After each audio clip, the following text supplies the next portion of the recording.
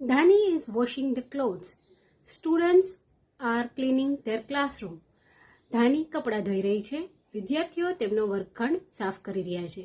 આવા વાક્યો છે ચાલુ વર્તમાન કાળના વાક્યો છે. તો આ ચાલુ વર્તમાન કાળના વાક્યની ઓળખ છે કે તેમાં ક્રિયા જે છે એ બોલતી વખતે પણ ચાલુ રહી છે, એટલે કે શરૂ જ હોય છે.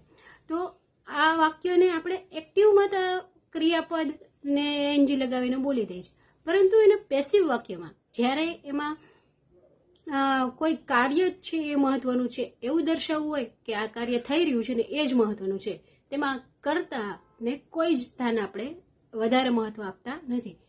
તો આવા વાક્યો જોઈએ કે જેમાં આપણે ફક્ત કાર્યને મહત્વ આપતા હોય, કે જેને પેસિવ વોઇસ કહેવાય છે, તેવા વાક્યો જોઈશું. તો Dhani is washing the clothes, તો એને આપણે પેસિવમાં ફેરવીએ તો clothes are being washed by Dhani. કપડાં જે છે એ ધોવાઈ રહ્યા છે ધાની દ્વારા કપડાં ધોવાઈ રહ્યા છે, એ પણ બોલી શકાય. તો the classroom is being cleaned by students, એટલે વર્ગખંડ છે એ વિદ્યાર્થીઓ દ્વારા સાફ થઈ રહ્યો છે.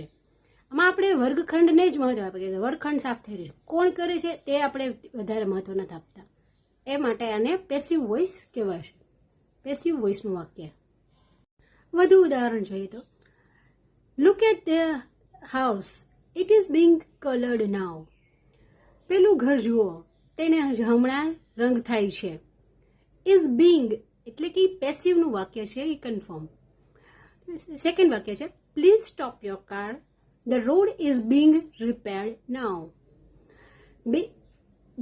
બીંગ ને પ્લસ V3 એટલે કે પેસિવ વાક્ય હોય એના માટે યુઝ થાય છે.